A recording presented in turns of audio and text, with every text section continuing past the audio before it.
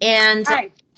I'm here with Christy, and I'm very happy to have Christy on the channel. And Christy and I work together, and then Christy did a prayer and fast, and we have a lot to talk about tonight.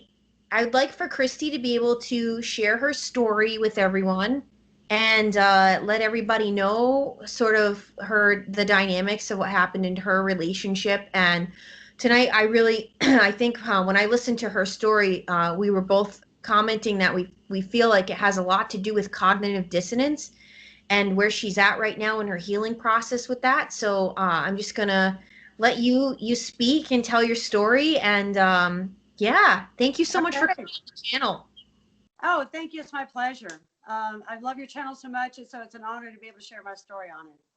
Um, yeah, it's. I guess it's been about 6 months now that I've come out of a 2-year relationship with someone I really did think was going to be the love of my life. I've known this person over 25 years. We work in the same industry in the city I'm in, and so I'd already worked for him before. This was like 15 years ago. And, I met him, like I said, like 25 years ago. So we've had a long history, have a lot of mutual friends, have a lot of mutual colleagues. And we re-encountered each other back in 2018 and started seeing each other. And we always had this kind of really wonderful friendship connection. So uh, oddly, I always had this feeling, even when we had dated briefly back in 2011, that that's the guy, like he just had that, he had everything, all these elements that I really loved. But it didn't work out then. And like I said, we re encountered each other 2 years ago in 2018. And it just seemed like the stars aligned, and everything was connecting, and we were both in the same place to start this relationship again. So, um, it felt very storybook like. In the beginning, lots of fun. We're both freelance. Well, he has his own company, and I am a freelancer. So we had a little pocket of time when we first started dating to really kind of just sink into just connecting again, because we were both off that summer. It was like April, May, June, July of 2018. So I was like, my goodness. So all these failed relationships I've had before in the past, I've been married and divorced. He's never been married. Finally has got me to this place to where I can really be with somebody I could consider the love of my life or who I'd want to be with. So things are going really well. We're having a great time. So I guess about 6 months in, he'd gone away for a job. Finally, work kicked back in. This is August of 2018. He goes away for a job. And while he's gone, he's like, oh my gosh, I can't stand to be away from you. And it's like, never again. I always want you to come on these jobs with me and all this stuff. And, of course, that makes you feel good. There's all of that, which I now know to be love bombing. Um, and so you're feeling really great. So when he gets back in from the job, there's just like this noticeable distance, and I couldn't put my finger on it. And literally, this was like yesterday was 2 years ago that this first started happening. Um, So how uh, long into the relationship did this start going on? about, well, it's funny. It's probably about 4 or 5 months in, but I didn't find out what was going on for another 2 more months. So like 7 months, and I found out. So Um, that's the time. That's the time. Yeah, like it's like, oh, I've conquered her. Now I need to have my other, good times. Um, but I think what for me was just the amount of lying and saying the things like, oh, it was always you. You're always the one. And I could have never stayed in this carriage house while he was getting his big house fixed with anyone but you. Or um, just, I love every square inch of you. I can't stand to be away from you for a minute.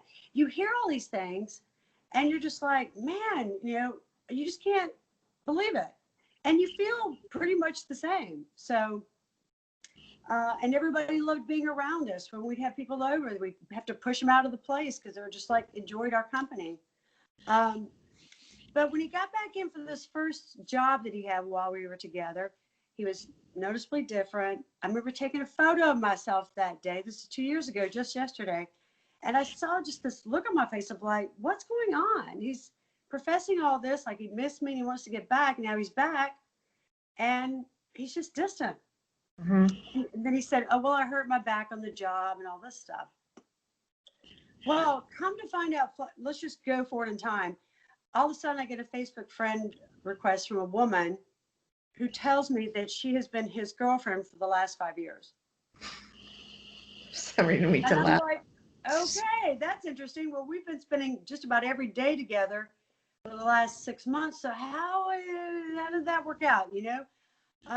And then you come to find out, I first had to broach him with that, like, what is that? Oh, it's just somebody obsessed with me. We're still friends and da-da-da-da. And, you know, come to find out, just the short story, he'd been leading her on the whole time he and I had been dating. Just kind of keeping her slightly on the back burner. When she approached you Mm-hmm. and said this to you, Yeah. and she was just like, she introduced herself as she says, we've been together for 5 years. Yeah. So why was she introducing herself to you? Right. She said, well, I see that we've had some mutual friends and we didn't. I think what happened literally is she had come up into the driveway one night, and I didn't know this until later but if you see somebody's tag, you can run their tag and get their information. So that had to be the only way. That we had no other connection. So I think that she was getting the notion that he was with somebody else, and she just followed up on it. So did you respond to her? I did. I said that, I said, well, that's interesting. I said, you know, I waited till I broached it with him, and then I got back in touch with her. And I said, you know, Steve said that you guys are friends. And I said, I kind of tend to believe him because he and I've been together just like literally every day for months, except when he was out of town. And how could you imagine that you had a relationship with him when you never see him?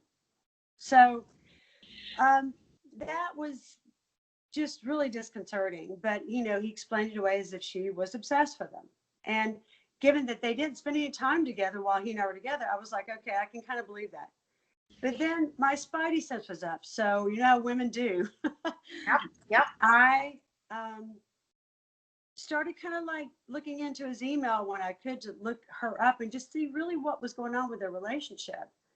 So I did find out that they did see each other over the summer, but they did not connect sexually, interestingly enough. But he just kind of kept her in the background. Just, you know, he didn't tell her about me, didn't tell me about her. But as I started looking into their exchanges, I found that she and he probably broke up because she had found that he was on Craigslist looking for encounters with other men.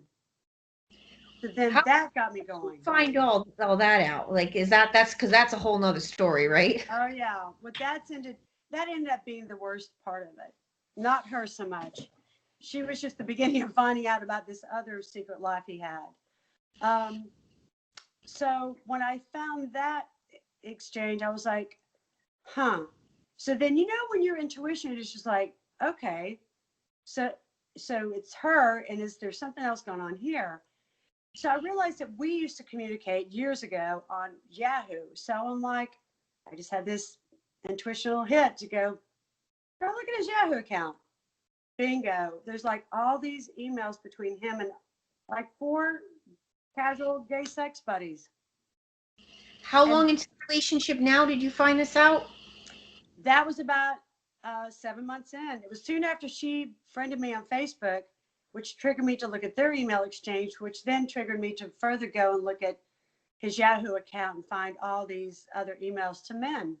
So you must have been absolutely floored, devastated, wanting to puke, like everything. I was shocked. I was just like, I was utterly shocked. And I was in the middle of a big job at the time. It was very time consuming.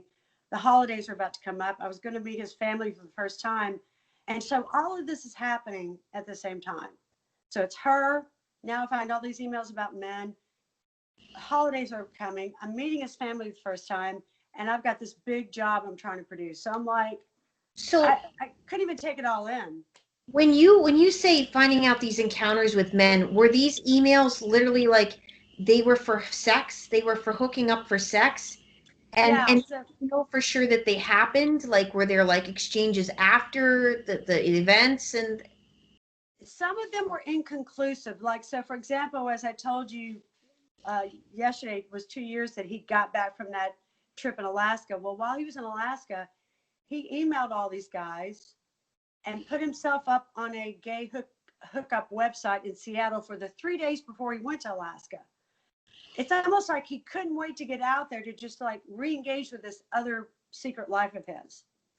So and at it any didn't. point in the relationship, did you ever feel like he had any gay tendencies, or just like that he had, like he seemed like he might be like in touch with his feminine side or anything like that? I think that maybe, but he overcompensated it with I would only say a mask, maybe a mask of being he wasn't super masculine, but he could put that on every once in a while, if that makes sense. Yeah. But So you never had any sort of feelings of that ever come up before you just all of a sudden saw this in his email, and you, so that must have been like absolutely flooring like shock, like yeah, I mean, because he almost like spoke like he had another, like he was like another person. another And person. that's key because there's other things that come up later that I find that kind of lead me into that direction as well. Um, so of course I had to like wait a few days and just like get my head around it before I approached him about it. And I was calm. I Yeah. wasn't freaking out. I just waited when he got in from work and I got back in from work, and I just said, "Hey, we need to talk about something." And so I asked him that, and he goes, I said, are you gay or are you bi or what's going on?" He goes, "Oh, I know who told you this." I'm like, "Actually, nobody told me this. I kind of found it." So I said, after I found out about that girl, I did a little digging and I found some other stuff. I said, "So we've got to talk about this." So then he goes into this explanation, and here's what it is. "Oh, it was because I was molested by my dad's father, his grandfather, when he was 5, and I've just never dealt with it." Now you're talking about a guy who's gone to rehab and checked himself into very exclusive counseling centers for months at a time over the last 10 years. So he's got the money and the wherewithal to do this, but this is the one issue he hasn't tackled yet. He's like, it's the one thing that's probably dominated my life the most, has confused me the most. And I'm like, "Well, then why aren't you getting help for it?" "Oh, it was just so heavy. I just couldn't. But now you're taking this vampire off my back, and now I can finally deal with it." And I'm like, "Okay, so you're saying that this meeting guys in hotels for casual sex was your way of dealing with your sexual abuse as a child?" "Yes." "Okay, so can we move forward from that? Can you write all these guys and tell them that you're in a monogamous relationship, that you've just been dealing with this, but now that you're going to get help? Can you do that?" So I'm trying to be empathetic or sympathetic. Did And you ever at one point want to, when you saw this, want to leave him? Like, this is betrayal, no matter what he's saying, no matter what he's saying to you. Were you ever like a point where you're like, but this is still betrayal? You betrayed our not relationship. yet, not yet, Tracy, believe it or not. Can you believe that? I Well, think, I again, mean, I the can believe. shock, I know. the shock, the overwhelmed that it was, that we seemed so amazing and happy that I'm just about to meet his family. It's the holidays. It was just so much overwhelmed. Yeah, yeah. I think if I'd had more time to really think it through, I might not have allowed it. I've got a fly flying around. It's driving me crazy. It's like, you got the whole place. Go back here. Really? So I gave him the opportunity. He goes, "I promise you, I'll prove it to you. I'll prove it to you." So, as the months went on, Thanksgiving, Christmas, both of our birthdays are in January, that, all of this just kept kind of perpetuating the numbness of it. The kind of like, okay, but now I'm gun shy. Now I'm nervous. And Right. now, as you mentioned, which I didn't know about for another year, was like the betrayal trauma started affecting me because I'm being hypervigilant. I'm I'm not trusting him now. And it was causing us to get into these, spats and arguments. Where, okay, we worked through your side of it, like, oh, this is my issue and I'm betrayal. I have a molestation trauma. And now I'm like, okay, we worked through that with you, but now here's my side. My side is now I'm finally feeling that burn of betrayal trauma. I don't have even a definition for it. I don't even know that's what I'm dealing with. Right. I'm just like, just hear me out, because I just have to now tell you how that feels for me. And it's not going to be pleasant. I mean, I can't make it altogether pleasant how hurt I am, Yeah. And I think most narcissistic people, they don't want to hear how something affects you. Like that wherewithal or that infrastructure is just missing. They just want to run. They want to run from like, oh, I can't be still. I can't hear what I've done to you. That's right. Right. So, but you have to endure what they've done to you. That's right. Yes. So, and we'll continue to do you behind your back. Right. So I was already getting that non-reciprocal taste, of like, just be still and hear me. Like, just be still and understand where I'm coming from now. Because that's finally, I'm finally feeling it. So then we got into another busy period. So, what I've found is that between what he would tell me and what I wanted to believe, and the genuine fun that we really could have, and the things that we're actually accomplishing, that I would just let it roll until another thing happened. So I had to have some outpatient surgery, probably 6 months after that happened. And, I just echoed the words of him saying, I'll show you, I'll prove it to you. I'm having to recover from this outpatient surgery, which meant I was going to sleep in our bedroom and he was going to sleep in the guest bedroom, because by this time we were living together. And my sister came over and they made dinner and they came in and checked on me. And it was all really sweet, during this outpatient surgery. But 2 days later, he starts acting weird again. And I'm just like, my spidey senses of him, I'm like, he's acting distant again. Why is he up fiddling around up here and I'm down here and I'm recuperating? It would be nice for him to be down here with me, Then I checked that email again, and he'd been emailing that same person about, hey, I'm sorry. Yeah, I got your email. Sorry I couldn't have made it work, but I don't know how I could do it without feeling guilty. And I'm like, you wrote emails to these guys. You told them what the deal was. I believed you. And now you're saying this one more time to this guy. Who are you? Yeah. So it just started like coming down, and just everything that we were working toward, or what we thought we were, or what I thought we were, was just coming apart and imploding and exploding. We started having a lot of fights, and it just was downhill after that. When he said that he was going to get some help for this, had he done anything for that? Had he? Not really. Not really. We only got couples therapy after that incident with my outpatient surgery, and I saw that he contacted that guy again, because we'd gotten on another job. We worked together at the time, and a couple more months go by. We're trying to deal with it, so we went to counseling, and that's when I found out I had betrayal trauma, PTSD, and that's when he found out, or we found out both together, that some of the way he did respond to his molestation was somewhat legitimate. That some people go back to the scene of the crime and try to be in control. Like him meeting guys in hotel rooms was his way of like going back to the scene of the crime, like with his grandfather, and trying to be the one who dominates the situation. Because literally, this is what he'd tell me. He goes, oh, I just want to just get them. I want to just piss them off. I'd like to just destroy them. I'd like to like make them feel terrible for meeting me in hotels, knowing that some of them are married. I'm like, whoa, wait a minute. And one of these guys was married with a family, and he was down low. I'm like, you get what you're saying. Now, some of these guys who are single, y'all are both on your own when you do that. But do you hear what you're saying? This is how disconnected he was about what he was doing. That's right. So all of this came out shortly before we broke up. But Tracy, here I am still trying to like hold on to that part of him that I thought was real, that did want to put this away, that wanted to get through this and work through it. And I was just really bamboozled until the very end. And it did end up to where I was the one who got discarded because I stayed too long. I got discarded because I kept trying to work through it.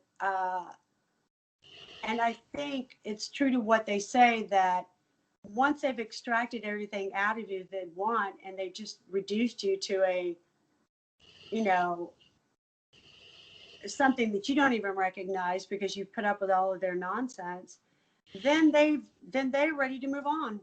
That's right. Yep. And part of it also too is that he knew that I wasn't going to let go of what I'd found out, and that I couldn't believe him any longer, that what he was telling me just didn't make sense.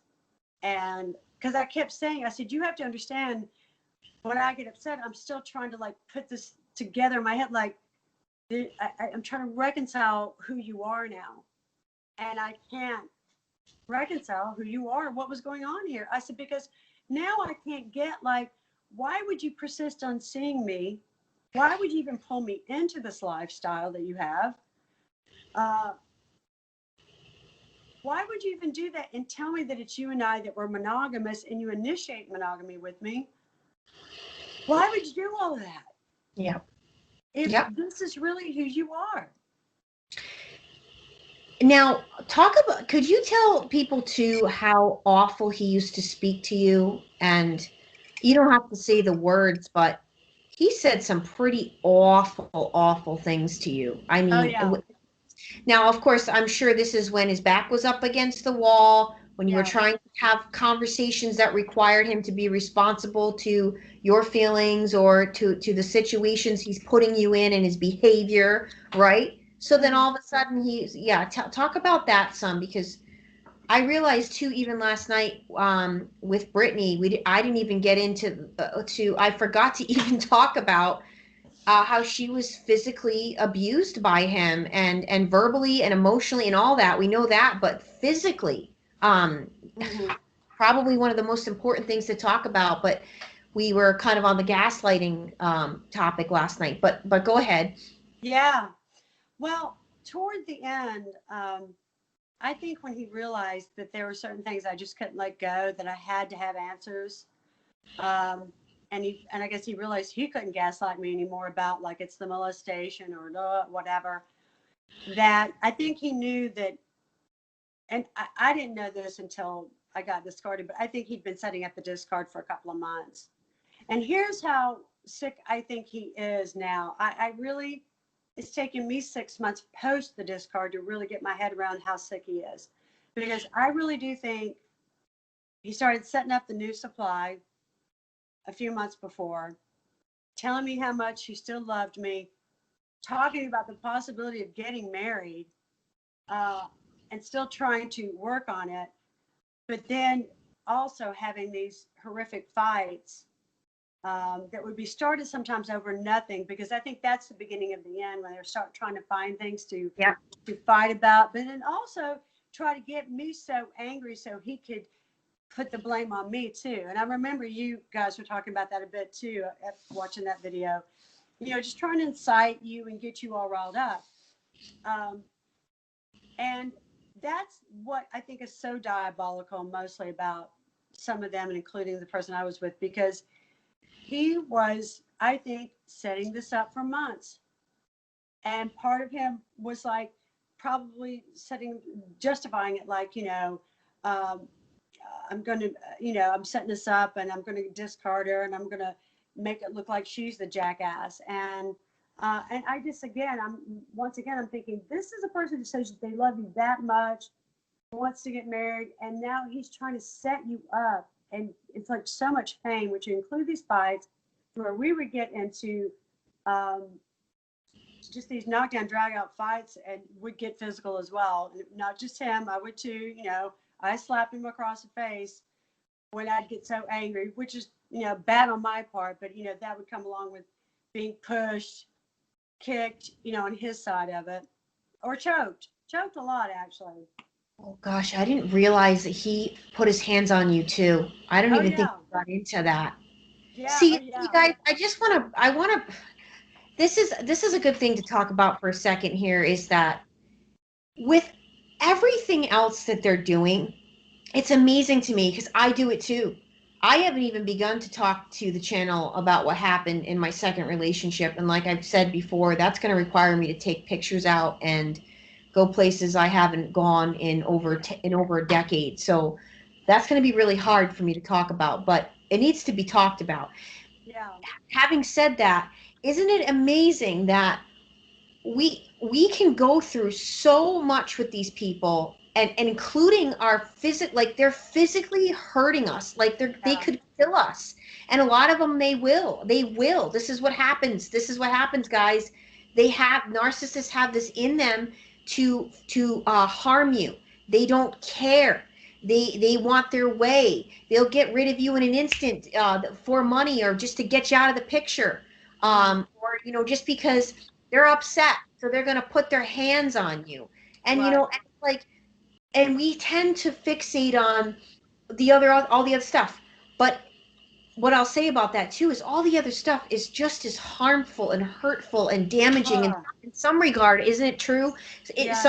even more so than the physical. I mean, isn't that horrible? They could put you in the hospital and you're still like, how many women had, or you're just like, how many times did you lie, and wait a minute, what happened or what didn't happen, and the gaslighting. And here tonight we're talking about this cognitive dissonance. Yeah. So now you're Oh, 6 months yeah. out, and so yeah, I didn't mean to interrupt you about that, No, but I'm glad you're adding all of that because it's important. And you're right. And, there is the physical part of it. And see, that's the funniest thing because, he and I both